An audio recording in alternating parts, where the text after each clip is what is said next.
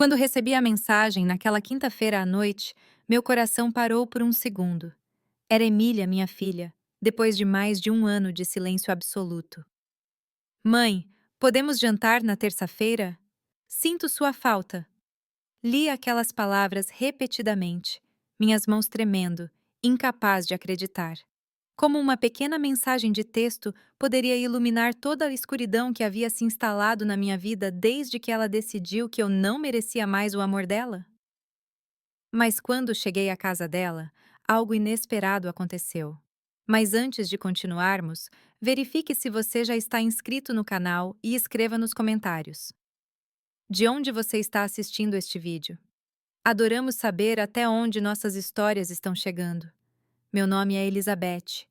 Tenho 58 anos e, há exatamente um ano, minha única filha decidiu me cortar da vida dela. Não houve uma grande briga, nenhum momento definitivo que eu possa apontar como o começo do fim. Foi um afastamento gradual e silencioso, até que um dia as ligações pararam de ser atendidas e as mensagens ficaram sem resposta. A dor de perder um filho que ainda está vivo é algo que não sei explicar. É como se uma parte de você ainda estivesse respirando e sorrindo em outro lugar, mas não te reconhecesse mais. Passei noites tentando entender o que fiz de errado, vasculhando minhas memórias pelo momento exato em que perdi o afeto dela. Foi depois que o marido dela, Juliano, entrou em nossas vidas? Foi quando questionei algumas decisões financeiras que eles estavam tomando?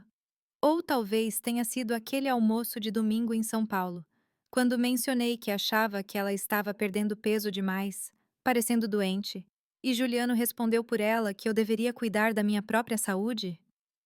Agora, com a mensagem iluminando a tela do meu celular, me senti como alguém perdido no deserto que de repente avista água. Desesperada, sedenta, sem questionar se poderia ser uma miragem. Os dias até terça-feira se arrastaram como nunca antes. Troquei de roupa 5 vezes antes de sair. Vesti o vestido verde que ela havia me dado no último aniversário em que ainda éramos próximas. Passei maquiagem, tentando esconder as marcas que a solidão havia deixado no meu rosto. Entrei no carro e dirigi até o condomínio fechado onde moravam, a casa que ajudei a comprar quando ainda era bem-vinda. Estacionei em frente ao portão às 19h45, 15 minutos antes do horário combinado. Não queria chegar atrasada e dar a ela qualquer motivo para se arrepender do convite. O jardim da frente estava diferente, mais sóbrio, com menos flores. Lembrei-me de quando plantamos as hortênsias azuis juntas, que agora haviam desaparecido. Respirei fundo, arrumei o cabelo no espelho retrovisor e abri a porta do carro. Foi quando algo estranho aconteceu. Enquanto caminhava em direção à porta, vi Maria, a governanta que trabalhava para Emília há anos, correndo em minha direção. Seu rosto estava tenso, com uma expressão que misturava medo e urgência. Ela olhou para trás várias vezes, como se verificasse se não estava sendo observada, antes de chegar perto do meu carro. Dona Elizabeth, sussurrou ela, com a voz trêmula. Não entre lá. Por favor, vá embora o mais rápido possível. Fiquei paralisada sem entender. O que está acontecendo, Maria? A Emília está bem? Não é sobre ela, respondeu Maria com os olhos arregalados. É sobre a senhora. Por favor, confie em mim.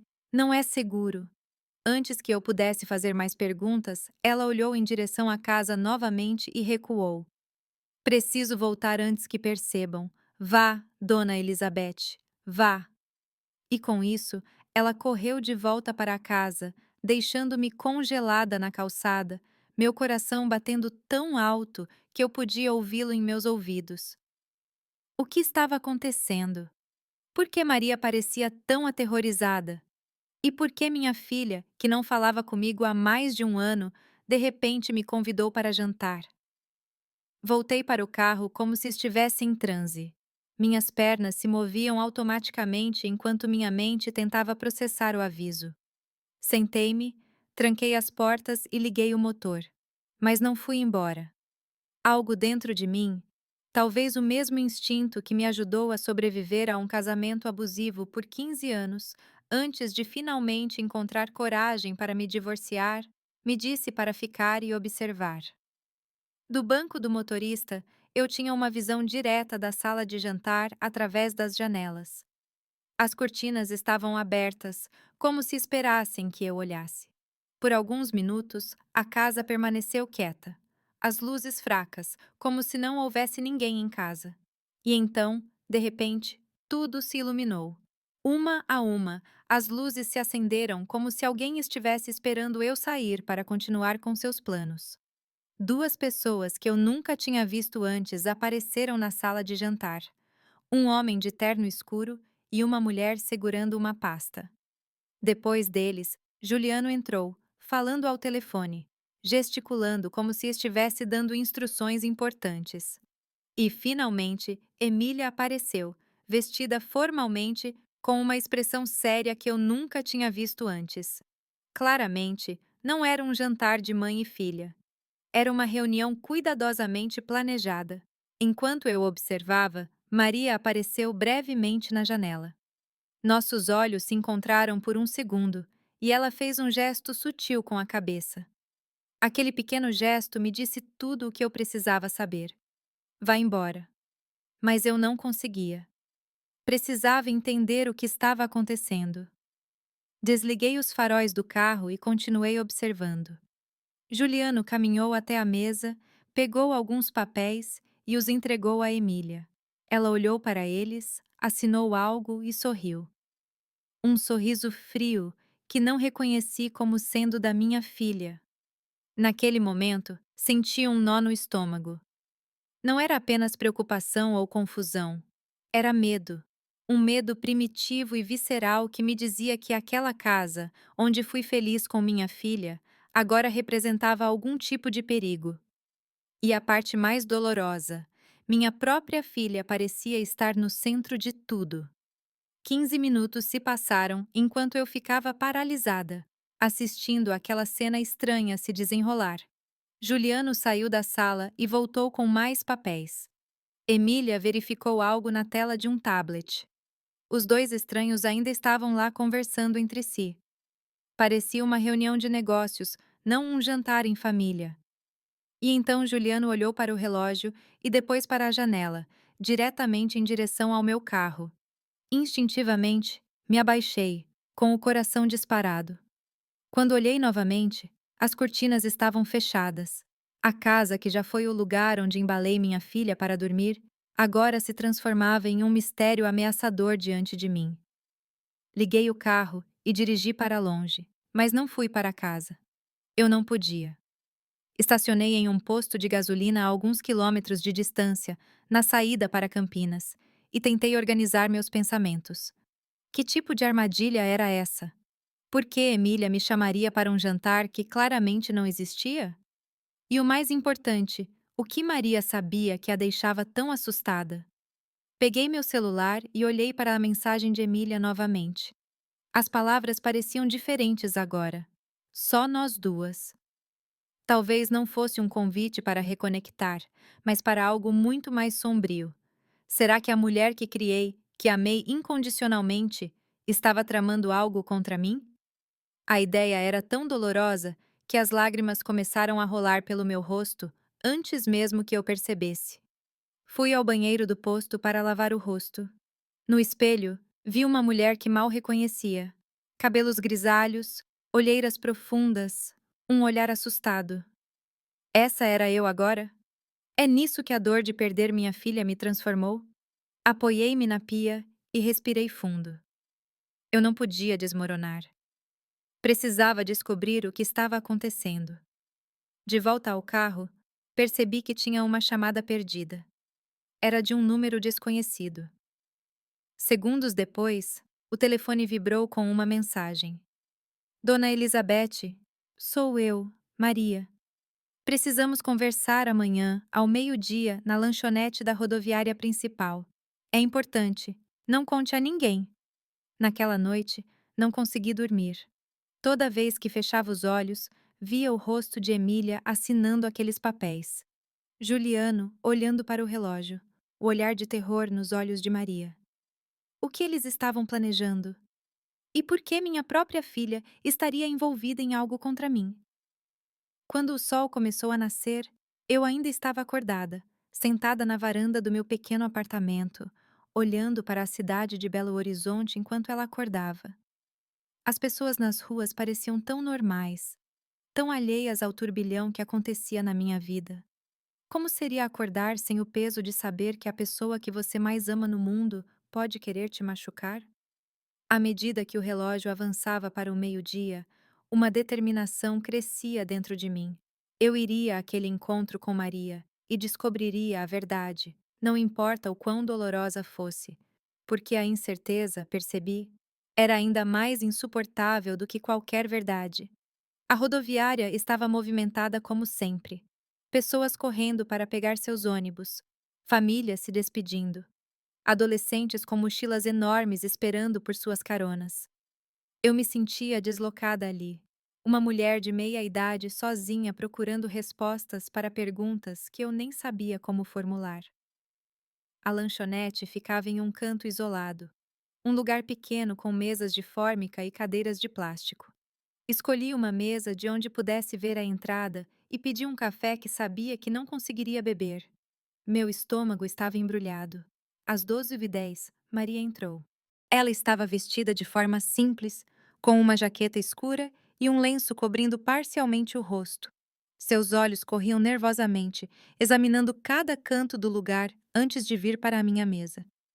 Dona Elizabeth, sussurrou ela, sentando-se rapidamente. Obrigada por vir, Maria. Pelo amor de Deus, me diga o que está acontecendo, implorei, segurando suas mãos trêmulas sobre a mesa. Por que você me impediu de entrar ontem? O que a Emília está planejando? Ela olhou em volta como se tivesse medo de ser observada e baixou a voz ainda mais. Não é só a Emília, Dona Elizabeth. É o Juliano.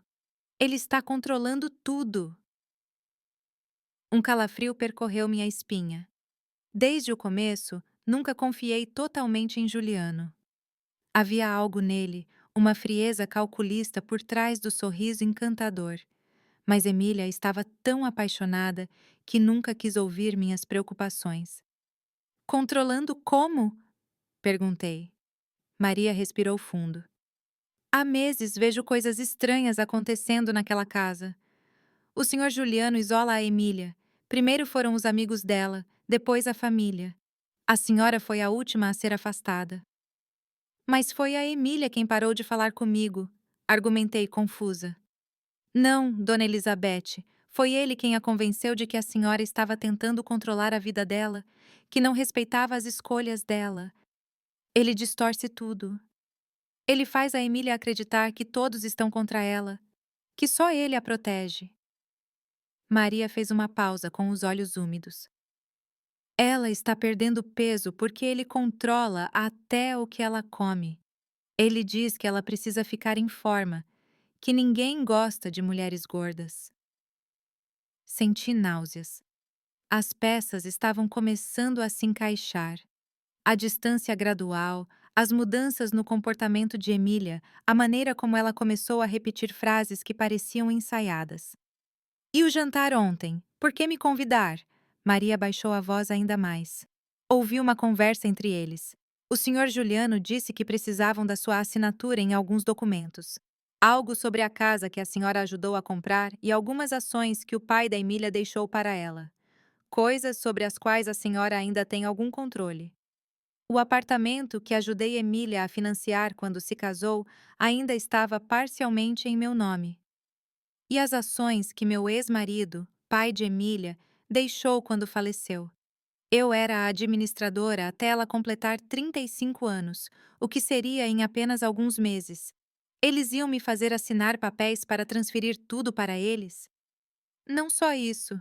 Maria hesitou, os olhos fixos nos meus.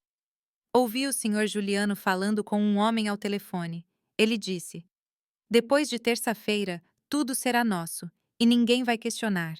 A velha não vai mais atrapalhar. Meu sangue gelou. A velha. Era assim que Juliano se referia a mim quando pensava que ninguém estava ouvindo. A ideia de que meu genro e minha própria filha estavam conspirando para tomar meus bens era devastadora, mas havia algo mais nas palavras de Maria, algo que ela não estava dizendo. Tem mais. Não tem, Maria? Ela assentiu lentamente, uma lágrima rolando pelo rosto. Dona Elizabeth, acho que eles. Acho que eles queriam machucar a senhora. Ouvi Juliano falando sobre um acidente. Que seria fácil fazer parecer que a senhora escorregou na escada depois de beber vinho no jantar. A lanchonete começou a girar ao meu redor, minha própria filha contemplando minha morte. Não, não podia ser. Isso era loucura demais. Emília nunca concordaria com isso, disse eu, mais para mim mesma do que para Maria. A Emília não é mais a mesma, Dona Elizabeth. Ele a manipula. Ela faz tudo o que ele diz. É como se ela estivesse hipnotizada. Fiquei em silêncio tentando processar tudo.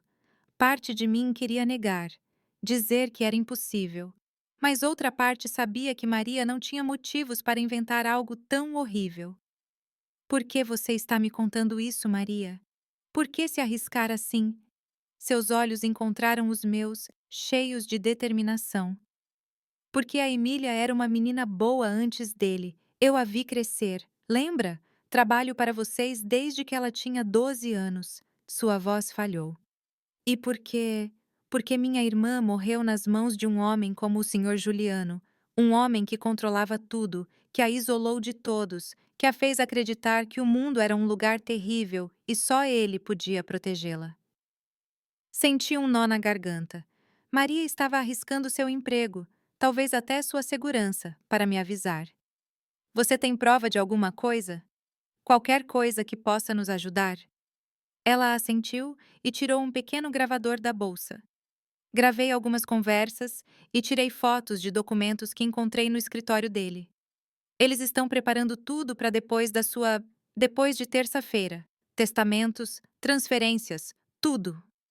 Peguei o gravador com as mãos trêmulas.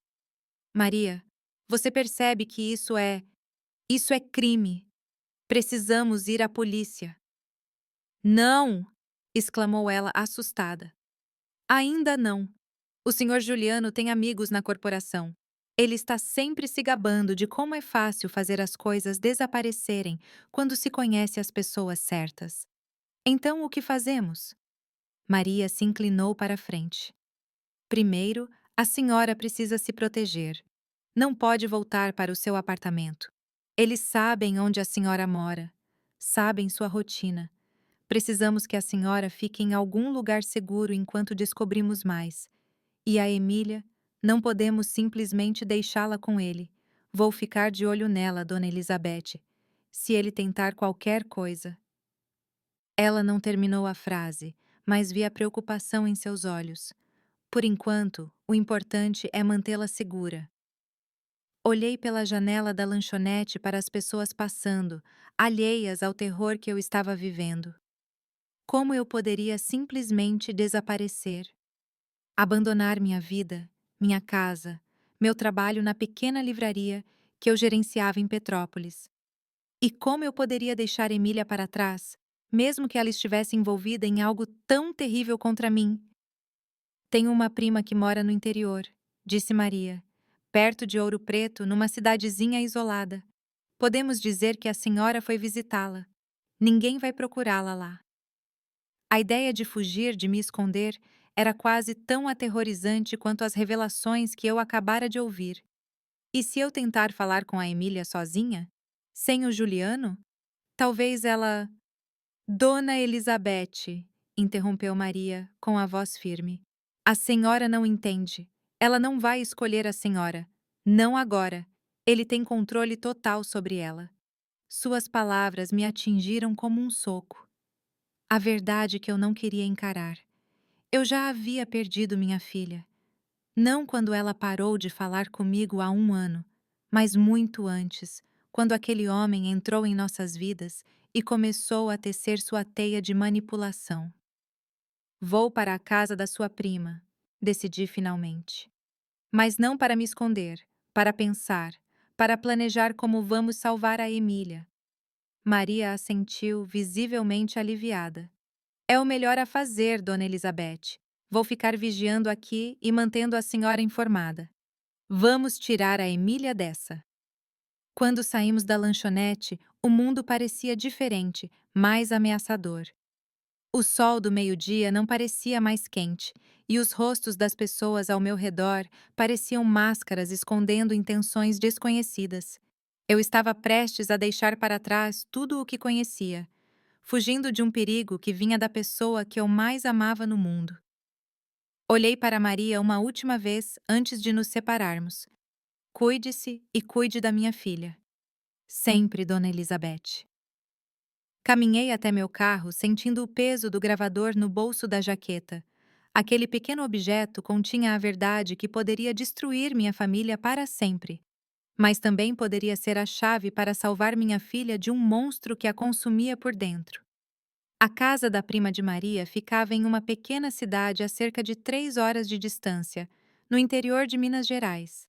Era um lugar simples, com estradas de terra e pessoas que ainda deixavam as portas destrancadas à noite. Beatriz, uma senhora de 70 anos, me acolheu como se fôssemos velhas amigas, fazendo poucas perguntas quando Maria explicou vagamente que eu precisava de um lugar para ficar por algumas semanas. Qualquer amiga da Maria é minha amiga, disse ela, me mostrando o quarto dos fundos da casa, com uma cama de ferro e cortinas florais que me lembravam a casa da minha avó. Fique o tempo que precisar. Naquela primeira noite, sentada na varanda sob um céu estrelado que nunca se via na cidade, tentei colocar meus pensamentos em ordem. Ouvi as gravações que Maria havia me dado e examinei as fotografias dos documentos. Cada evidência era mais perturbadora que a anterior. Juliano havia criado meticulosamente um esquema para assumir não apenas as ações que pertenciam a Emília, mas também propriedades que estavam em meu nome. Havia um testamento falsificado com minha suposta assinatura, deixando tudo para Emília no caso da minha morte, e outros documentos, transferências, procurações, todos com falsificações da minha assinatura, apenas esperando datas para serem protocolados. Mas a parte mais aterrorizante foi ouvir a voz da minha própria filha naquelas gravações. Sim, uma voz que eu mal reconhecia. Concordando mecanicamente com Juliano, repetindo frases ensaiadas sobre como eu sempre a controlei, como nunca a apoiei, como eu merecia ficar sozinha. Era como ouvir as palavras dele saindo da boca dela, como se ele fosse um ventríloco e ela sua marionete. Na manhã seguinte, peguei meu celular para ligar para Benjamin, meu advogado e amigo de longa data. Mas hesitei. E se Juliano estivesse monitorando minhas ligações? E se ele descobrisse onde eu estava?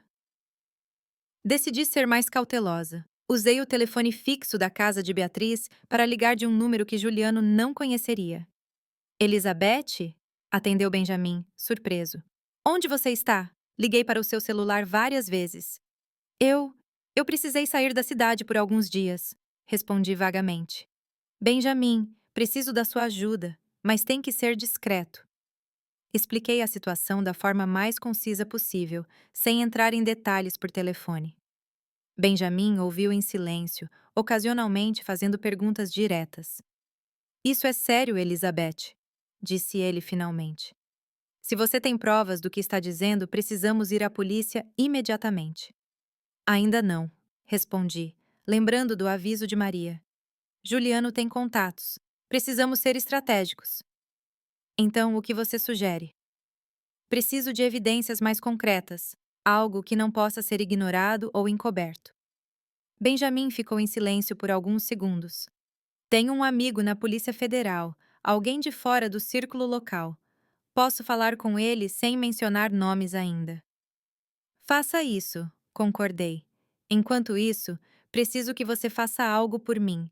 Vá ao meu apartamento e procure uma pasta azul no fundo do meu armário. Tem documentos importantes lá. Sua chave reserva ainda está no mesmo lugar? Sim, com a Dona Dalva no 302. Nos dias seguintes, me instalei em uma rotina na casa de Beatriz. Durante o dia, ajudava nas tarefas domésticas para manter a mente ocupada. À noite, repassava as evidências, fazendo anotações, ligando os pontos. Maria me enviava mensagens curtas de um celular pré-pago, me atualizando sobre a situação na casa. Juliano está nervoso, perguntando sobre a senhora. Emília parece confusa. Ouvi uma discussão. Ele está fazendo ligações estranhas. Menciona um plano B. Cada mensagem aumentava minha ansiedade. O que seria esse plano B? E como Emília estava reagindo ao meu desaparecimento? Parte de mim queria correr de volta, confrontá-los, exigir explicações, mas outra parte sabia que isso seria suicídio. Se eles realmente estavam planejando me matar, aparecer sem um plano só aceleraria o processo. No quarto dia, Benjamin me ligou. Consegui falar com meu contato na federal. Ele está interessado no caso, mas precisa de mais detalhes. E Elizabeth, fui ao seu apartamento. O tom de sua voz me alarmou. O que aconteceu? Alguém esteve lá. O lugar estava revirado. A pasta azul, não consegui encontrá-la. Meu sangue gelou. A pasta continha documentos originais das propriedades, das ações, testamentos legítimos. Era meu seguro caso algo acontecesse comigo. Eles estão um passo à frente de nós, murmurei. Tem mais, continuou Benjamin. Há uma investigação sobre você. O quê? Que tipo de investigação? Parece que alguém denunciou irregularidades na livraria. Sonegação fiscal, lavagem de dinheiro. É completamente absurdo, mas está em andamento. A estratégia de Juliano estava se tornando clara. Se eu aparecesse, seria para enfrentar acusações criminais, um escândalo público que facilitaria tomar tudo o que eu construí. E a Emília? Você conseguiu falar com ela? Benjamin suspirou. Tentei. Ela não atende minhas ligações. Fui até a casa dela e o segurança não me deixou entrar. Disse que ela não estava recebendo visitas. A situação estava piorando mais rápido do que eu imaginava. Eles não estavam apenas tentando apagar minha existência financeira, mas minha reputação também. Era uma armadilha perfeita. Se eu ficasse escondida, perderia tudo. Se eu aparecesse, seria presa. Precisamos agir mais rápido. Decidi. Seu contato na federal. Ele pode iniciar uma investigação sem alertar a polícia local? Possivelmente, mas ele precisaria de provas concretas. Tenho gravações, fotografias de documentos. Isso é suficiente para começar? Talvez. Vou verificar. Quando desliguei, percebi que Beatriz estava na porta da cozinha me observando com preocupação. Problemas sérios, não é? Perguntou ela, sentando-se à mesa comigo. Assenti, sem entrar em detalhes. Ela pegou minhas mãos nas dela, enrugadas pelo tempo e pelo trabalho. Sabe, querida, quando eu era jovem, meu marido costumava me bater todos os dias por qualquer coisa. Eu achava que merecia. Era assim que as coisas eram.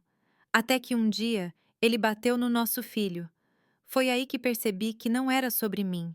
Era sobre ele, sobre o poder que ele queria ter sobre nós. Olhei para ela, surpresa com a confissão repentina.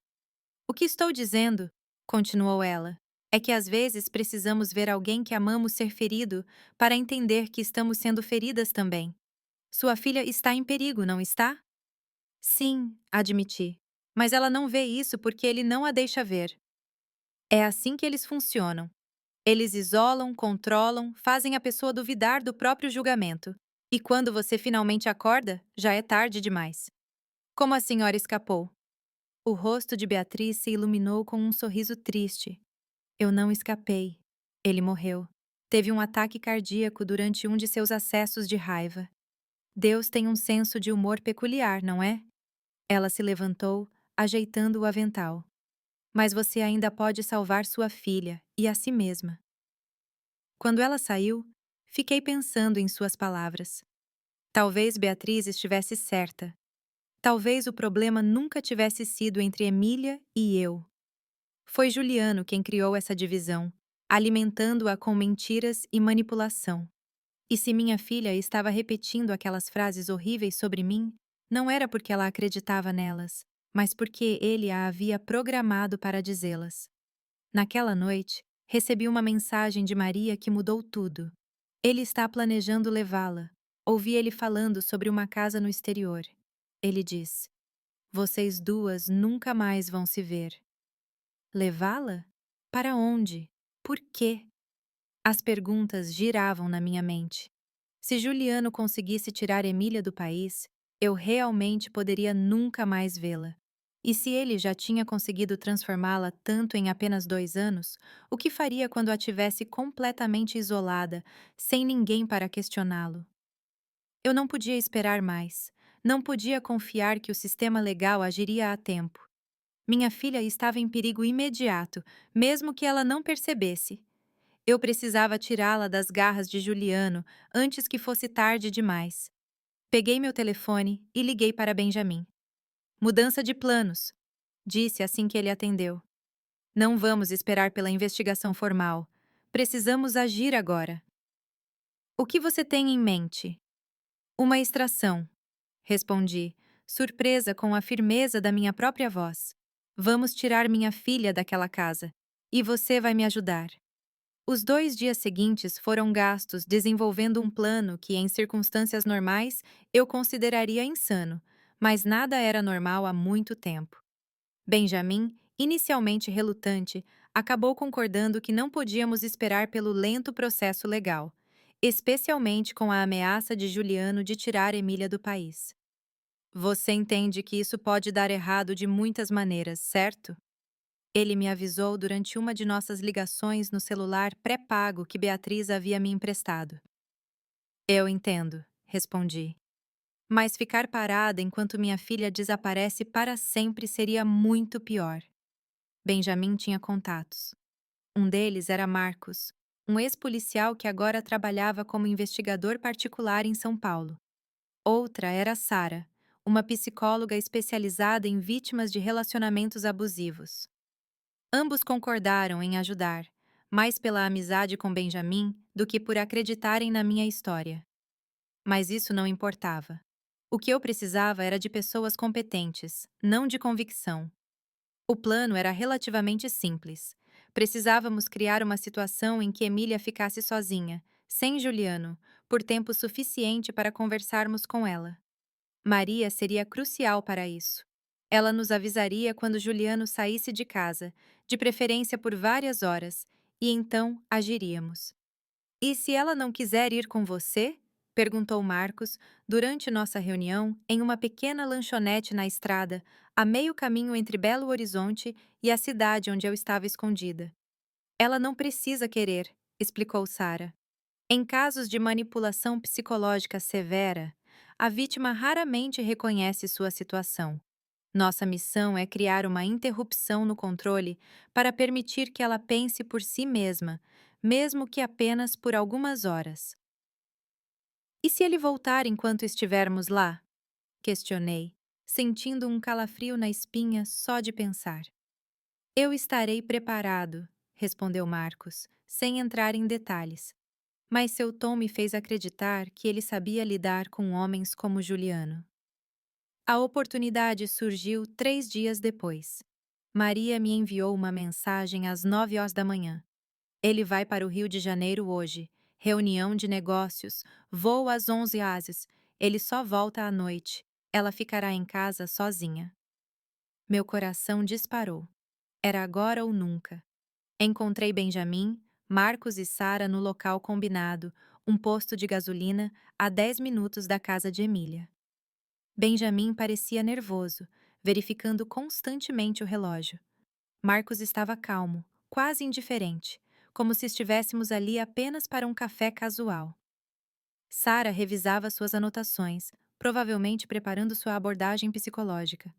Lembre-se, disse ela. Emília provavelmente vai resistir. Ela pode gritar, chorar, nos acusar de estarmos contra ela. Isso é normal. O importante é manter a calma e projetar segurança. Às 15 horas em ponto, recebemos a confirmação de Maria. Juliano havia saído e o avião já havia decolado. Era o nosso sinal. O trajeto até a casa de Emília foi feito em silêncio tenso. Todos no carro pareciam perdidos em seus próprios pensamentos. Eu tentava imaginar como seria ver minha filha novamente depois de tanto tempo, e sob circunstâncias tão estranhas. Chegamos ao condomínio fechado. Marcos, vestindo um uniforme de entregador e carregando um pacote falso, conseguiu fazer com que o porteiro abrisse o portão sem questionar. Uma vez lá dentro, dirigimos devagar até a casa. Maria estava nos esperando no quintal dos fundos, fora da vista dos vizinhos. Ela está na sala de estar, relatou visivelmente nervosa. Assistindo TV, ela não está bem. Mal saiu do quarto nos últimos dias. Algum sinal de Juliano? Perguntou Marcos. Nenhum. Ele ligou há meia hora para ver se ela estava em casa. É o que ele sempre faz. Liga a cada hora quando está fora. Então temos cerca de 30 minutos antes da próxima ligação, calculou Benjamin. Precisamos ser rápidos. Entramos pela porta dos fundos, que Maria havia deixado destrancada. A casa estava silenciosa, exceto pelo som baixo da televisão vindo da sala. Caminhei até a frente, meu coração batendo tão forte que pensei que pudesse ser ouvido. E então, depois de mais de um ano, vi minha filha. Emília estava sentada no sofá, enrolada em um cobertor, apesar do calor do dia. Ela estava tão magra que quase não a reconheci. Seu cabelo, antes longo e vibrante, estava sem vida, preso em um coque bagunçado. Olheiras profundas marcavam seu rosto pálido. Minha linda filha, sempre tão cheia de vida, parecia um fantasma de si mesma.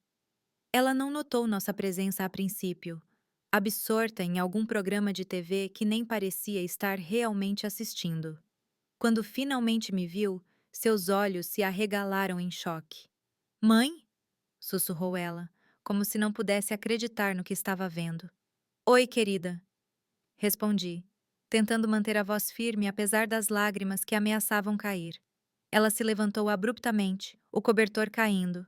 Estava usando um pijama largo que acentuava ainda mais sua magreza alarmante. O que você está fazendo aqui? Como entrou? Imediatamente percebi o medo em sua voz. Não era apenas surpresa, era pânico.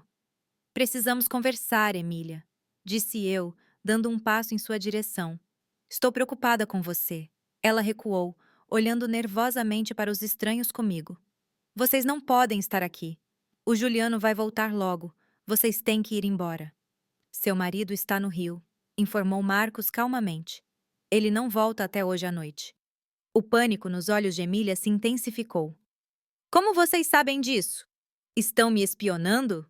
Vou chamar a polícia. Ela procurou freneticamente pelo telefone, mas Maria já o havia removido da sala, exatamente como planejamos. Sara deu um passo à frente, com a voz suave e controlada. Emília, meu nome é Sara. Sou psicóloga e estou aqui para ajudar. Não estamos aqui para te machucar. Só queremos conversar. Eu não preciso de ajuda, respondeu Emília automaticamente, como se repetisse algo que já ouviu muitas vezes. Estou perfeitamente bem. Vocês é que têm problemas, sempre interferindo na minha vida. As palavras me atingiram como punhais, mas Sara havia me preparado para isso. Eram palavras de Juliano, não de Emília. Querida, tentei novamente. Você me convidou para jantar. Lembra?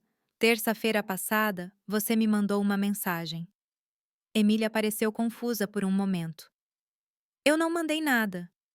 Sim, mandou, insisti, mostrando a mensagem no meu celular. Ela olhou para a tela, a confusão ainda mais evidente. Esse é meu número, mas eu não escrevi isso. Foi o Juliano, não foi? Perguntei gentilmente. Ele pegou seu telefone e mandou essa mensagem fingindo ser você. Emília abriu a boca para negar, mas fechou novamente, como se algo estivesse clicando em sua mente. Ele disse que seria bom nos reconciliarmos, que sentiu que eu estava triste por não falar mais com você, mas depois disse que você cancelou, que não queria me ver. Eu estava lá, Emília, no horário combinado, mas a Maria me impediu de entrar porque ouviu Juliano planejando algo contra mim. Emília olhou para Maria que assentiu silenciosamente. É verdade, menina. Eu ouvi ele falando sobre fazer parecer um acidente, sobre como você herdaria tudo depois que sua mãe caísse da escada. Não, murmurou Emília balançando a cabeça. Ele não faria isso. Ele me ama. Ele me protege. Protege você do quê, Emília? Perguntou Sara, com a voz ainda calma. Do mundo? Das pessoas que te amam? Olhe para si mesma. Você está feliz? Está saudável? Ou está com medo o tempo todo? Emília começou a chorar, seus ombros tremendo sob o peso das perguntas. Eu queria correr até ela, abraçá-la, dizer que tudo ficaria bem. Mas Sara tinha sido clara. Precisávamos manter uma distância emocional neste primeiro momento. Emília precisava processar. Ele. Ele diz que vocês não me entendem, soluçou ela. Que querem me controlar, que só ele sabe o que é melhor para mim. E você acredita nisso? Perguntei suavemente. Não sei mais no que acreditar, admitiu ela, parecendo subitamente exausta. Estou tão cansada. Foi naquele momento que percebi o quanto minha filha havia sido prejudicada. Não apenas fisicamente, mas emocionalmente, psicologicamente. Juliano havia sistematicamente destruído sua confiança, seu senso de realidade, sua conexão com o mundo. E eu havia deixado isso acontecer, ficando longe quando deveria ter lutado mais. Emília, disse Sara, você não precisa decidir nada agora. Só estamos pedindo para vir conosco por algumas horas, para conversar em um lugar neutro, sem a influência de Juliano. Ele vai ficar furioso se eu sair, murmurou ela, o medo óbvio em sua voz. Ele controla aonde você vai? Perguntou Marcos, com tom profissional, mas seus olhos revelando indignação. Emília hesitou, como se percebesse pela primeira vez o quão absurda era a situação. Ele. Ele diz que é para minha segurança, que há pessoas que querem nos machucar. Pessoas como sua mãe? Questionou Benjamin, falando pela primeira vez. Emília olhou para mim e vi algo em seus olhos que não via há muito tempo. Dúvida. Não sobre mim, mas sobre as mentiras em que ela havia acreditado. Ele disse: Ele disse que você queria me afastar dele porque tinha ciúmes, porque eu tinha um casamento perfeito e você fracassou no seu.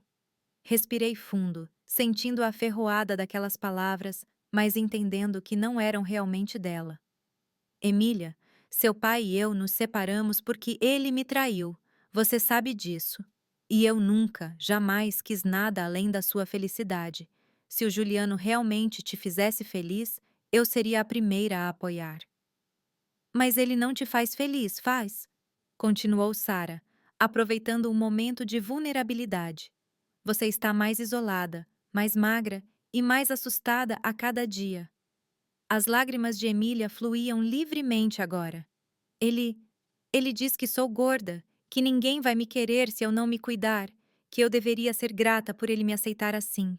Meu coração se partiu ao ouvir aquilo. Minha linda filha, sempre tão autoconfiante, reduzida a duvidar até de sua aparência. Emília, disse Maria, aproximando-se cautelosamente. O senhor Juliano não é quem você pensa. Ele está manipulando você, assim como manipulou os documentos da sua mãe. Que documentos? Perguntou Emília confusa. Benjamin tirou algumas cópias das falsificações que Maria havia fotografado de sua pasta. Estes, sua assinatura e a da sua mãe, falsificadas. Parte de um plano para assumir o controle das propriedades, das ações, de tudo. Emília examinou os papéis, sua confusão dando lugar ao choque. Essa é minha assinatura, mas eu nunca assinei esses documentos. E esta é a minha assinatura, acrescentei, em documentos que nunca vi. De repente, o telefone fixo da casa tocou, fazendo todos nós pularmos. O relógio na parede marcava 13h30, o horário da ligação de verificação de Juliano. É ele, sussurrou Emília, o pânico retornando. Se eu não atender, atenda, instruiu Sara. Haja normalmente. Diga que está tudo bem. Emília hesitou, olhando para todos nós, claramente dividida. Finalmente, com as mãos trêmulas, pegou o telefone. Oi, amor, disse ela, tentando parecer casual, mas sua voz estava tensa. Sim, estou em casa. Não, nada diferente. Sim, estou seguindo o plano alimentar. Não, sem visitas. Ela fez uma pausa, olhando para nós com crescente alarme. Não, não estou escondendo nada. Sim, estou sozinha. Só a Maria está aqui. Outra pausa mais longa. Juliano, não estou mentindo, por favor. Não fale assim. Não, não estou chorando. O desespero em sua voz era palpável. Juliano claramente sentiu que algo estava errado, mesmo pelo telefone. Precisamos ir agora, murmurou Marcos, sentindo a situação. Emília, sussurrei. Venha conosco, por favor. Ela olhou para mim, o telefone ainda no ouvido, lágrimas silenciosas rolando pelo rosto. Então, num momento de clareza que me deu esperança, ela falou ao telefone: Juliano, tenho que desligar. Não estou me sentindo bem. E desligou, ignorando o toque imediato que se seguiu. Ele vai ligar para o segurança, disse ela rapidamente, pegando uma bolsa. Temos que ir antes que ele tranque os portões. Não houve tempo para celebrar essa pequena vitória. Saímos rapidamente pelos fundos, exatamente como entramos. Marcos foi buscar o carro enquanto esperávamos no quintal, tensos, ouvindo qualquer movimento. Ele vai me encontrar, murmurou Emília, abraçando a si mesma. Ele sempre me encontra. Desta vez não, prometi, finalmente me permitindo tocar seu braço. Desta vez estou aqui, e não vou deixar ele te machucar de novo. Quando o carro chegou, entramos rapidamente. Marcos dirigiu rápido, mas não tanto a ponto de chamar atenção. No espelho retrovisor, vi o segurança do condomínio saindo de sua guarita, olhando em volta, provavelmente procurando por Emília a pedido de Juliano. Estávamos na estrada quando o telefone de Maria tocou. Ela atendeu, o rosto pálido. Senhor Juliano. Não, não sei onde ela está. Saí para fazer compras. Ela desligou, tremendo. Ele está furioso. Está pegando o primeiro voo de volta. Quanto tempo temos? Perguntou Benjamin. 2, talvez 3 horas se ele conseguir um voo imediatamente. Não era muito tempo, mas teria que ser o suficiente. Olhei para Emília sentada ao meu lado, parecendo ao mesmo tempo aliviada e aterrorizada. Ela havia dado o primeiro passo, o mais difícil, mas a batalha estava apenas começando. Para onde vamos? Perguntou ela com a voz pequena. Para um lugar seguro, respondi, segurando sua mão. Um lugar onde ele não pode te alcançar. E enquanto o carro continuava pela estrada, nos levando para longe daquela casa dos horrores, senti uma mistura de medo e determinação. Juliano viria atrás de nós com toda sua raiva e recursos. Mas eu não recuaria. Não desta vez. Minha filha precisava de mim, e eu estaria lá por ela, custasse o que custasse. O lugar seguro era um pequeno sítio pertencente à família de Marcos, a cerca de 100 quilômetros da cidade. Era isolado o suficiente para nos dar privacidade, mas perto o suficiente da civilização para não ficarmos completamente vulneráveis. A casa principal era simples, com 3 quartos, uma sala grande e uma cozinha rústica. Emília permaneceu em silêncio durante a maior parte da viagem. Ocasionalmente, ela pegava o telefone que Maria havia devolvido antes de sairmos e olhava para a tela, mas não atendia às constantes ligações de Juliano. Toda vez que o telefone tocava, ela se encolhia como se esperasse um golpe físico. Podemos desligá-lo, sugeriu Sara gentilmente. Você não precisa ouvir a voz dele agora. Emília hesitou, mas acabou entregando o aparelho para Sara, que o desligou e o guardou na bolsa. Quando chegamos ao sítio, já estava escurecendo. O céu tinha aquela cor roxa que precede a escuridão total, e as primeiras estrelas começavam a aparecer. Vamos entrar, disse Marcos, estacionando o carro perto da varanda. Ninguém nos seguiu, mas é melhor não ficarmos expostos. A casa estava limpa, mas com aquele cheiro distinto de lugares que ficam fechados por muito tempo. Marcos acendeu as luzes e verificou rapidamente os quartos, garantindo que estávamos realmente sozinhos. Benjamin foi para a cozinha fazer café, enquanto Sara conduzia Emília para o sofá da sala, falando com ela em voz baixa, provavelmente usando técnicas para acalmá-la. Fiquei no meio da sala observando minha filha, ainda tentando processar que ela estava realmente aqui, que tínhamos conseguido tirá-la daquela casa. Parecia irreal, como um sonho do qual eu tinha medo de acordar. Vocês duas precisam conversar, disse Sara, levantando-se. Vou ajudar Benjamin na cozinha. Sentei-me ao lado de Emília, mantendo uma distância respeitosa. Ela estava curvada, como se tentasse ocupar o menor espaço possível. Suas mãos finas e pálidas torciam-se nervosamente no colo. Como você está se sentindo? Perguntei, sabendo que era uma pergunta estúpida, mas sem saber por onde mais começar. Ela deu de ombros, um gesto que me lembrou muito a adolescente que ela já foi. Confusa, assustada, não sei o que estou fazendo aqui. Você está aqui porque parte de você sabe que algo está errado, respondi suavemente. Mesmo que seja difícil admitir. Emília olhou para mim e viu uma mistura de raiva, medo e confusão em seus olhos. Você odeia o Juliano, sempre o odiou desde o começo. Não, Emília. Eu desconfiei dele quando percebi como ele estava mudando você, como estava te cortando de todos que te amavam. Ele me protege, respondeu ela automaticamente. Mas sua voz carecia de convicção. De quê, querida? De quem? Da sua mãe que só quer te ver feliz? Dos seus amigos que você não vê há mais de um ano? Da sua vida que você abandonou por ele? Ela não respondeu, mas vi lágrimas se formando em seus olhos. Emília, olhe para você mesma. Continuei, tentando não soar acusatória. Você está tão magra, quase não te reconheci. Você tem pavor de um telefonema do seu próprio marido. Você vive isolada, sem amigos, sem família. Isso é proteção ou é uma prisão?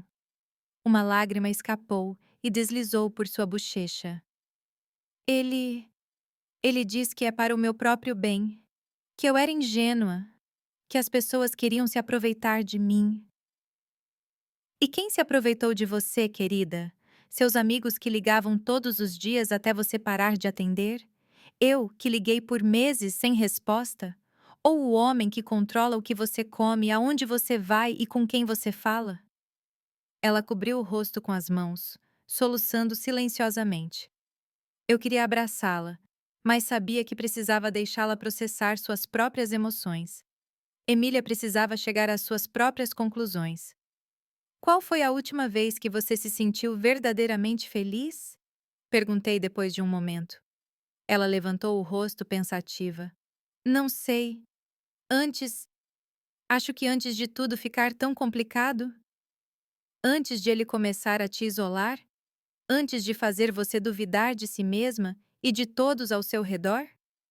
Emília assentiu lentamente, como se admitisse algo para si mesma pela primeira vez.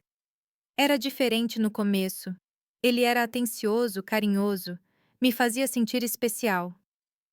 É assim que eles funcionam, disse Benjamin, voltando para a sala com uma bandeja de café. Eles começam fazendo você se sentir a pessoa mais importante do mundo. Depois, lentamente, vão te desgastando, te isolando, até você depender completamente deles. Emília olhou para ele curiosa. Como você sabe disso? Benjamin colocou a bandeja na mesa e sentou na poltrona à nossa frente. Minha irmã passou por algo parecido. Levamos anos para perceber o que estava acontecendo. Quando finalmente a tiramos daquela situação, ela mal era a pessoa que conhecíamos. E como ela está agora? Perguntou Emília, com uma centelha de esperança nos olhos. Melhor? Questionou ele retoricamente. Não completamente recuperada. Duvido que alguém se recupere totalmente desse tipo de abuso. Mas ela está vivendo de novo. Tem amigos, trabalha, sorri. Coisas simples que pareciam impossíveis antes. A palavra abuso fez Emília se encolher. Ele nunca me bateu, murmurou. Abuso não é apenas físico, Emília. explicou Sara, juntando-se a nós. O controle, a manipulação, o isolamento, o gaslighting, tudo isso são formas de abuso. Gaslighting? Repetiu Emília confusa. É quando alguém faz você duvidar da sua própria percepção da realidade. Quando dizem que coisas que aconteceram não aconteceram, ou que você está imaginando coisas. Quando transformam suas preocupações legítimas em paranoia. Emília ficou em silêncio, e eu podia ver as engrenagens girando em sua mente, ligando pontos, repassando memórias sob uma nova luz. Ele. Ele faz isso, admitiu finalmente, com a voz quase inaudível. Quando digo que estou preocupada com algo, ele diz que estou exagerando. Quando lembro de algo que ele disse ou fez, ele jura que nunca aconteceu, que estou confundindo as coisas. E quando alguém como sua mãe tenta te alertar, continuou Sara, ele te convence de que essa pessoa tem segundas intenções, que está tentando te separar por ciúmes ou maldade. Emília olhou para mim, a compreensão lentamente surgindo em seus olhos. Ele disse que você era controladora, que queria que eu fracassasse para continuar dependendo de você. Eu só queria que você fosse feliz, querida, respondi, sentindo minha própria voz falhar. E eu via você desaparecendo diante dos meus olhos. O telefone de Marcos tocou, interrompendo nosso momento. Ele atendeu rapidamente, e sua expressão ficou sombria. Ele está na casa da Beatriz, relatou, desligando.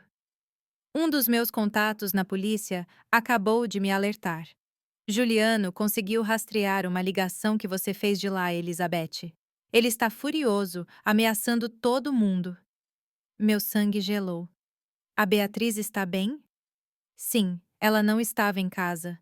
Mas ele está questionando os vizinhos, mostrando fotos de você e da Emília. É só uma questão de tempo até alguém mencionar ter visto vocês saindo juntas. Emília ficou ainda mais pálida, se é que isso era possível. Ele vai nos encontrar, sussurrou, o pânico evidente na voz. Não, não vai, garantiu Marcos. Ninguém sabe sobre este sítio, exceto pessoas de total confiança. E estamos preparados se ele tentar qualquer coisa. Preparados como? Perguntei alarmada. Marcos abriu a jaqueta, revelando uma pistola na cintura. Sou ex-policial, lembra? Tenho porte legal. E não hesitarei em usar se ele ameaçar alguém aqui. A visão da arma me deixou inquieta, mas também estranhamente aliviada. Juliano não era o tipo de homem que recuaria com palavras ou ameaças vazias. Ele era perigoso, e talvez precisássemos de proteção real. O que fazemos agora? Perguntou Benjamin. Ele está claramente disposto a tudo para encontrá-las. Pegamos as provas que temos e vamos à Polícia Federal, decidi. Amanhã de manhã, primeira coisa. Quanto mais esperarmos, mais perigoso isso fica. De acordo, disse Marcos. Tenho um amigo que pode nos escoltar até a delegacia, garantir que sejamos ouvidos pelas pessoas certas. Olhei para Emília, que tremia levemente. Você está disposta a testemunhar contra ele? A contar o que ele fez com você, com nossa família? Ela hesitou, o medo ainda evidente nos olhos. Mas então, lentamente, assentiu. Sim, estou cansada de viver assim. Cansada de ter medo o tempo todo. Aquelas palavras simples me encheram de esperança. Minha filha estava voltando, lentamente encontrando sua voz, sua força. Então está decidido, declarou Benjamin. Amanhã cedo, vamos à delegacia. Hoje à noite, descansamos. Marcos organizou um esquema de vigília. Ele e Benjamin se revezariam para garantir que ninguém se aproximasse da casa durante a noite. Sara preparou um sedativo leve para Emília, que estava obviamente exausta física e emocionalmente. Acompanhei-a até um dos quartos, onde ela se deitou sem nem trocar de roupa. Sentei-me ao lado dela na cama, observando seu rosto cansado. Mãe, murmurou ela, já meio adormecida pelo remédio. Sim, querida. Sinto muito por tudo, por acreditar nele, em vez de confiar em você. Acariciei seu cabelo, exatamente como fazia quando ela era pequena. Não foi sua culpa, querida. Homens como Juliano são especialistas em manipulação. Você não tinha como saber. Eu deveria ter sabido, insistiu ela, os olhos se fechando. Deveria ter visto os sinais. Shh, sussurrei. Descanse agora. Teremos tempo para conversar sobre tudo isso amanhã. Ela pegou minha mão, apertando-a fracamente. Não me deixe, mãe. Por favor. Nunca mais. Prometi, sentindo lágrimas nos olhos. Nunca mais vou te deixar sozinha. Fiquei ao lado dela até que estivesse dormindo profundamente, sua respiração se tornando profunda e regular. Observando-a assim, vulnerável e exausta, renovei silenciosamente minha promessa. Ninguém machucaria minha filha novamente. Ninguém a faria se sentir pequena ou insignificante de novo. Nem Juliano, nem qualquer outro homem. Quando tive certeza de que ela estava dormindo profundamente, saí silenciosamente do quarto. Na sala, encontrei Benjamin, Marcos e Sara conversando em voz baixa. Como ela está? Perguntou Sara. Dormindo, respondi, sentindo-me subitamente exausta também. O remédio fez efeito rápido. Ela precisa desse descanso, disse Sara. O corpo e a mente dela estão em estado de alerta constante há muito tempo. É exaustivo viver sob esse tipo de estresse. Sentei-me com eles, aceitando uma xícara de café que Benjamin me ofereceu. O que vocês acham que vai acontecer amanhã? Perguntei. Se tudo correr bem, Juliano será levado para interrogatório, explicou Marcos. Com as evidências que temos, as gravações, os documentos falsificados, o testemunho de Emília e Maria. Há uma boa chance de conseguirmos uma medida protetiva imediata. E se não funcionar? Questionei, o medo voltando a surgir. Vamos para o plano B, respondeu Benjamin. Tenho contatos em outros estados. Podemos levar vocês para um lugar seguro até resolvermos tudo legalmente. A ideia de fugir, de me esconder com Emília em algum lugar distante, não era o ideal, mas eu faria qualquer coisa para mantê-la segura. Conversamos por mais algum tempo, refinando os detalhes do plano para o dia seguinte, até que a exaustão finalmente me venceu. Sara me acompanhou até outro quarto, garantindo que eu também descansasse. Você foi muito corajosa hoje, disse ela enquanto eu me deitava. Salvar alguém de um relacionamento abusivo é uma das coisas mais difíceis e perigosas que se pode fazer. Ela é minha filha, respondi simplesmente. Eu faria qualquer coisa por ela. Sara sorriu gentilmente. Descanse um pouco. Amanhã é um grande dia. Quando ela saiu, fiquei olhando para o teto, tentando organizar meus pensamentos. Tanta coisa havia acontecido nos últimos dias. Minha vida virou de cabeça para baixo desde aquela mensagem de texto que recebi na quinta-feira. Parecia que tinha sido há uma vida inteira. Adormeci pensando em Emília, na menina sorridente que ela era e na mulher forte que eu sabia que ela poderia ser novamente. Sonhei com dias mais simples, quando éramos apenas nós duas contra o mundo, depois que o pai dela foi embora. Dias de risadas na cozinha, de filmes no sofá, de confissões tarde da noite. Acordei assustada com o som de vidro quebrando. Por um momento, fiquei desorientada, sem saber onde estava. Então a memória voltou num flash. O sítio, a extração de Emília, o plano para amanhã. Levantei-me rapidamente, o coração disparado. O relógio digital na mesa de cabeceira marcava 3h17 da manhã. A casa estava silenciosa, exceto por vozes abafadas vindas da sala. Caminhei cautelosamente pelo corredor escuro. As vozes ficaram mais claras. Uma era de Marcos, tensa e baixa. A outra, meu sangue gelou. Era Juliano. Onde elas estão? Exigiu sua voz com uma frieza que me gelou até os ossos. Já disse. Não sei do que você está falando, respondeu Marcos, com a voz controlada, mas firme. Não me tome por idiota, rosnou Juliano. Sei que a Elizabeth levou minha esposa. Sei que você está ajudando elas, e sei que elas estão aqui. Parei na esquina do corredor, escondida nas sombras. Da minha posição, eu podia ver parcialmente a sala. Marcos estava de pé, bloqueando o caminho de Juliano. Sua mão estava perto da cintura, onde eu sabia que ele mantinha a pistola. Juliano estava de costas para mim, mas sua postura era agressiva, intimidadora. Você está invadindo uma propriedade privada, disse Marcos, ainda calmo. Sugiro que saia antes que eu chame a polícia. Juliano riu. Um som frio e cruel. A polícia? Você realmente acha que eles vão acreditar em você? Tenho amigos na delegacia. Eles sabem que minha esposa está com problemas psicológicos, que a mãe dela está se aproveitando disso para colocá-la contra mim. Meu coração batia forte. Juliano já havia preparado o terreno, construindo uma narrativa que nos fazia parecer os vilões, típico de um abusador, sempre um passo à frente, sempre controlando a narrativa.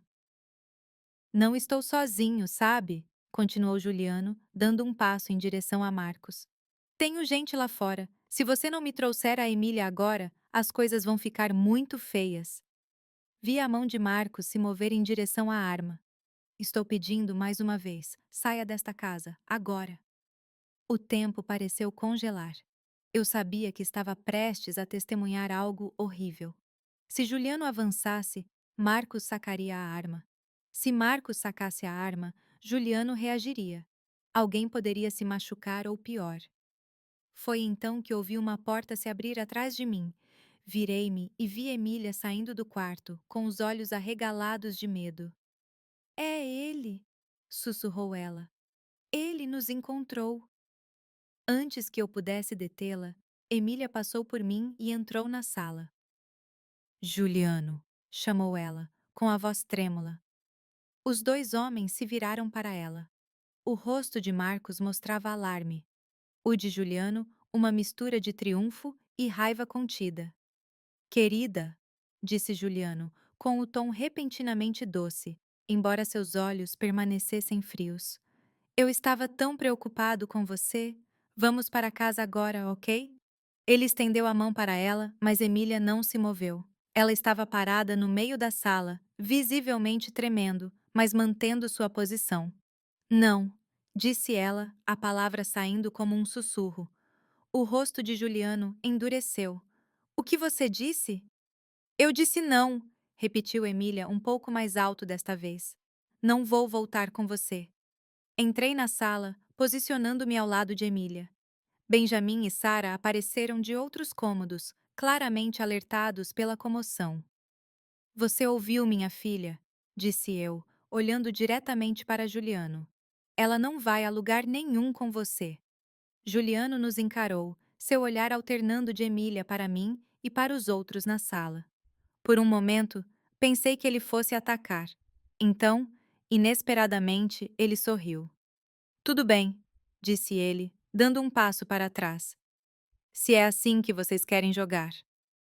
Ele enfiou a mão no bolso e tirou um telefone. Discou um número e falou brevemente. Estão aqui. Todos eles. Antes que qualquer um de nós pudesse reagir, luzes brilhantes inundaram as janelas da sala. Faróis. Vários carros. Como eu disse, continuou Juliano, o sorriso se alargando. Não vim sozinho. Marcos correu para a janela e espiou por uma fresta nas cortinas. Droga, murmurou. Há pelo menos 3 carros lá fora e um deles é da polícia. Meu coração afundou. Como Juliano nos encontrou? Como conseguiu a polícia do lado dele tão rápido? Viu? Disse Juliano, virando-se para Emília. Todo mundo sabe que sua mãe está te manipulando, que te sequestrou para te manter longe de mim.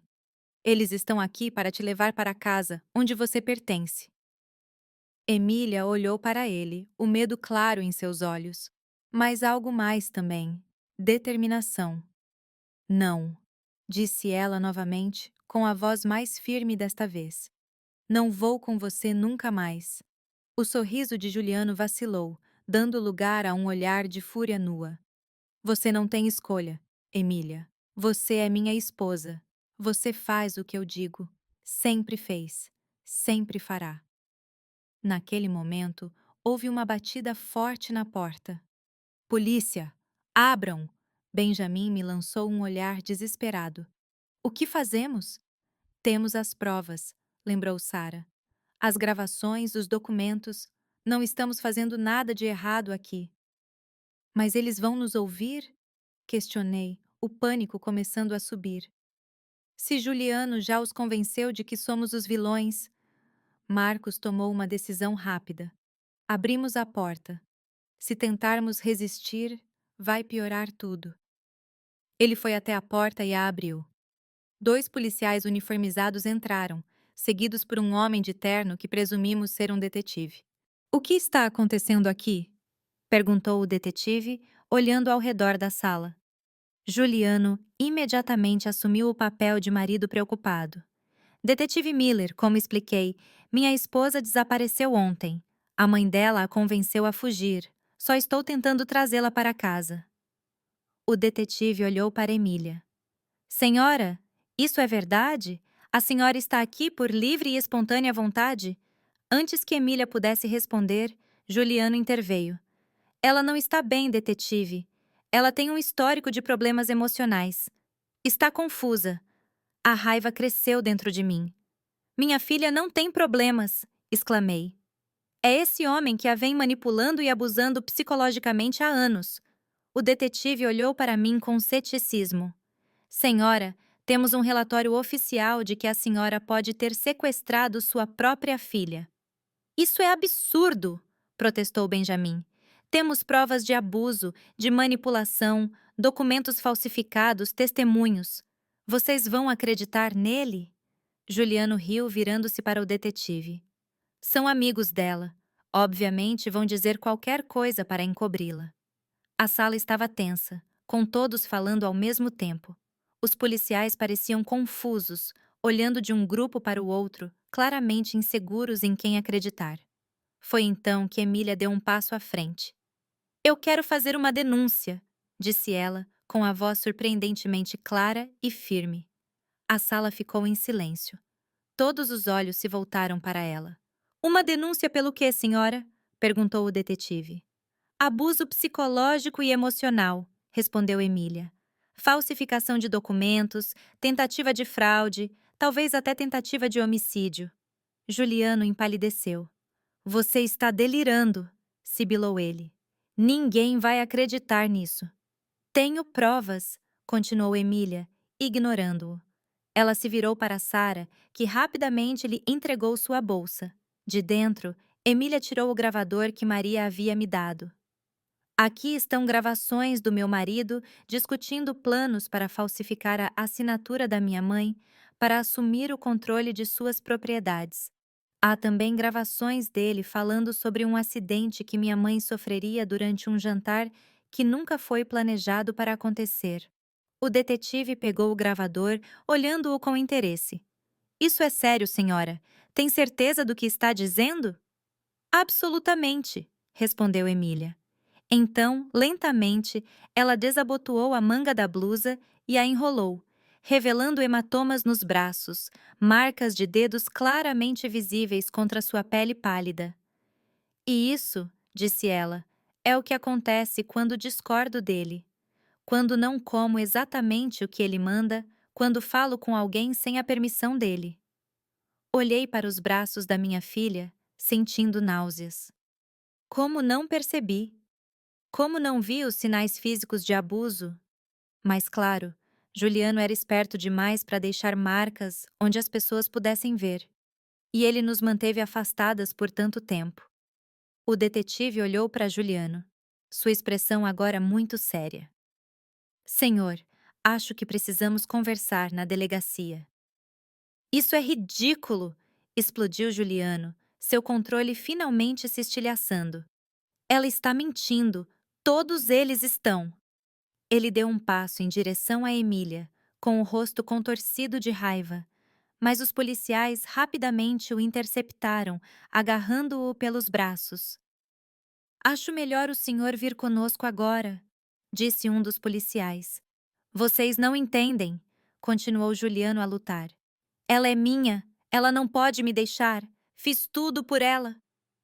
Enquanto a polícia o arrastava para fora, Juliano continuava gritando ameaças e insultos. Emília ficou observando, uma única lágrima rolando pelo rosto. Quando a porta finalmente se fechou, deixando a sala em um silêncio pesado, Emília se virou para mim. Sem dizer uma palavra, caiu em meus braços, soluçando como uma criança. Acabou, sussurrei, acariciando seu cabelo. Acabou, querida. Você está segura agora. Mas eu sabia que não tinha acabado. Era apenas o começo de uma longa jornada. Juliano provavelmente seria solto sob fiança. Haveria investigações, depoimentos, talvez um julgamento, e o caminho para a recuperação de Emília seria longo e difícil. Mas, pela primeira vez em mais de um ano, senti esperança. Minha filha havia encontrado sua voz, sua coragem. Ela havia dado o primeiro passo para fora daquele ciclo de abuso, e eu estaria ao lado dela a cada passo do caminho.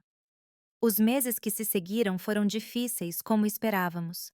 Juliano foi solto sob fiança, como previmos, mas com uma ordem de restrição que o proibia de chegar perto de Emília ou de mim. Ele violou essa ordem 3 vezes nas primeiras semanas, o que resultou em sua prisão preventiva enquanto o caso era investigado. Emília e eu nos mudamos para um pequeno apartamento em outra cidade, Curitiba, onde ninguém nos conhecia. Começar de novo não foi fácil, mas foi necessário. Todos os dias eu via pequenos sinais de que minha filha estava voltando a ser a pessoa que era antes de Juliano entrar em nossas vidas. As primeiras semanas foram as mais difíceis.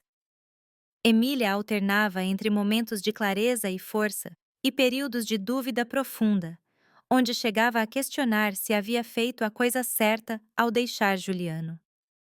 "E se ele estiver certo?", murmurou ela uma noite, sentada na varanda do nosso novo apartamento, olhando as estrelas. "E se eu não conseguir viver sem ele?" "Você viveu sem ele por 25 anos antes de conhecê-lo", respondi gentilmente. "E você era uma pessoa incrível, independente, cheia de sonhos e planos." "Não me lembro mais dessa pessoa", admitiu ela, com a voz apenas um sussurro. "Eu lembro", disse eu, segurando sua mão. "E vou te ajudar a encontrá-la de novo." Emília começou terapia com Sara, que se ofereceu para atendê-la de graça até estarmos financeiramente estabilizadas. Nas sessões, ela lentamente desenterrou as camadas de manipulação e abuso que Juliano havia construído ao seu redor. Com cada revelação, meu coração se partia um pouco mais. Como ele controlava o que ela comia, insistindo que ela estava gorda, quando na verdade estava perigosamente magra. Como ele verificava o telefone dela diariamente, apagando mensagens de amigos e familiares, às vezes respondendo como ela para afastar as pessoas. Como ele gradualmente a convenceu de que eu era tóxica, controladora e invejosa da felicidade deles. "Eu acreditei nele", ela me disse um dia, chorando em meus braços. "Acreditei quando ele disse que você estava tentando nos separar porque tinha ciúmes. Como pude ser tão cega?" Manipuladores são especialistas em distorcer a realidade. Expliquei, repetindo o que Sara nos havia ensinado. Eles encontram pequenas inseguranças e as exploram, transformando-as em muros que te separam das pessoas que te amam. Benjamin cuidou do processo legal. A investigação revelou muito mais do que esperávamos. Juliano não havia apenas falsificado assinaturas em documentos. Ele havia criado um esquema elaborado para transferir não apenas as propriedades e ações de Emília, mas também as minhas para contas no exterior. Havia evidências de outros crimes financeiros envolvendo outros parceiros que ele havia manipulado ao longo dos anos. "Ele é um predador em série", explicou Benjamin, nos mostrando os relatórios. "Vocês não foram as primeiras vítimas, mas espero que sejam as últimas." Quando o caso finalmente foi a julgamento, 6 meses depois daquela noite no sítio, Emília estava forte o suficiente para testemunhar. Eu a assisti no banco das testemunhas, contando sua história com uma clareza e firmeza que trouxe lágrimas aos meus olhos. Ela não era mais a mulher frágil e assustada que resgatamos daquela casa. Juliano foi condenado por múltiplas acusações, incluindo fraude, falsificação, abuso psicológico e tentativa de furto qualificado. A sentença: 15 anos, sem chance de liberdade condicional pelos primeiros 8. Quando saímos do tribunal naquele dia, Emília respirou fundo, olhando para o céu azul acima de nós. É estranho, disse ela. Ainda o amo de alguma forma distorcida. É como se uma parte de mim ainda quisesse acreditar que tudo o que vivemos era real, que ele realmente se importava. O que você sentiu por ele foi real, respondi. O problema é que o que ele sentiu por você não era amor, era posse. E há uma enorme diferença entre os dois. Ela assentiu lentamente. Vou precisar de tempo para desaprender tudo o que ele me ensinou, para confiar nos outros e em mim mesma de novo. Você tem todo o tempo do mundo, querida, e não está nessa jornada sozinha. 5 anos se passaram desde aquela noite no sítio. 5 anos de cura, de reconstrução, de redescoberta. Emília terminou seu mestrado e agora trabalha em um centro de apoio a vítimas de violência doméstica em Salvador. Eu continuo administrando a livraria, que se tornou não apenas um negócio, mas um espaço de comunidade e conscientização. Juliano está cumprindo sua pena sem direito a entrar em contato conosco. Ocasionalmente recebemos atualizações sobre ele através de Benjamin, que fica de olho no caso. Aparentemente, ele encontrou uma nova vítima através de correspondência. Uma mulher que acredita estar se comunicando com um empresário condenado injustamente. As autoridades foram alertadas e a comunicação está sendo monitorada. Algumas cicatrizes nunca desaparecem totalmente. Há momentos em que Emília se encolhe com um barulho repentino, ou quando seu olhar fica distante ao lembrar daqueles anos. Há noites em que ainda tenho pesadelos sobre o que poderia ter acontecido se não tivéssemos agido a tempo. Mas também há momentos de pura alegria, de liberdade, de paz. Como hoje, num domingo à tarde, enquanto recebemos amigos para um churrasco no quintal da pequena casa geminada que compramos juntas. Emília está sorrindo, conversando animadamente com um grupo, sua confiança restaurada, sua beleza interior visível mais uma vez para todos verem. Maria também está aqui. Ela deixou o emprego na casa de Juliano, que foi vendida para pagar indenizações, e agora trabalha conosco na livraria. Ela e Emília desenvolveram uma forte amizade, unidas pela experiência compartilhada. Benjamin, Marcos e Sara tornaram-se parte da nossa família escolhida. Nos reunimos regularmente, não apenas para lembrar o passado, mas para celebrar o presente e planejar o futuro. Enquanto observo essa cena, minha filha feliz, cercada por pessoas que realmente se importam com ela, sinto uma profunda gratidão. Não apenas por ter sobrevivido, mas por ter aprendido a viver novamente, viver de verdade. Emília me vê observando e sorri. Aquele sorriso que ilumina seus olhos e aquece meu coração. Ela se desculpa com os amigos e vem até mim, sentando-se ao meu lado no banco do jardim. No que você está pensando? Pergunta ela, apoiando a cabeça no meu ombro, exatamente como fazia quando era menina. Em como a vida é estranha, respondo. Em como às vezes temos que passar pelo inferno para encontrar o caminho de volta para casa. Ela assente, entendendo perfeitamente. Sabe o que aprendi com tudo isso? Diz ela após um momento de silêncio. O que, querida? Que o amor verdadeiro não aprisiona, não controla, não diminui. O amor verdadeiro liberta, fortalece, faz você crescer. Ela aperta minha mão. Como o seu amor por mim. Lágrimas silenciosas rolam pelo meu rosto. 5 anos atrás, eu estava desesperada, sentada no meu carro, observando minha filha através de uma janela, tentando entender como havíamos chegado àquele ponto. Hoje, ela está aqui ao meu lado, livre das correntes invisíveis que a prendiam. E eu estou aqui, testemunhando o milagre de sua recuperação, sabendo que não importa quão escura seja a noite, sempre, sempre há uma chance de recomeçar quando o amanhecer chega. Mãe, diz Emília, interrompendo meus pensamentos. Sim, obrigada por nunca desistir de mim. Beijo sua testa gentilmente. É isso que as mães fazem, querida. Elas nunca desistem. E enquanto o sol começa a se pôr no horizonte, lançando tons dourados sobre nosso pequeno quintal e as pessoas que amamos, sei que finalmente estamos em casa. Não em um lugar físico, mas naquele espaço seguro que criamos uma para a outra, onde o amor é genuíno, o respeito é mútuo e a liberdade é valorizada acima de tudo. Algumas histórias não têm finais felizes. A nossa quase se tornou uma delas. Mas graças à coragem, persistência e amor verdadeiro, o tipo que respeita, que fortalece, que liberta, conseguimos reescrever nosso destino. E essa é a mensagem que compartilhamos com todas as Emílias e Elizabeths que encontramos. Nunca é tarde demais para reescrever sua história. Nunca é tarde demais para escapar das sombras e caminhar em direção à luz. Nunca é tarde demais para voltar para casa.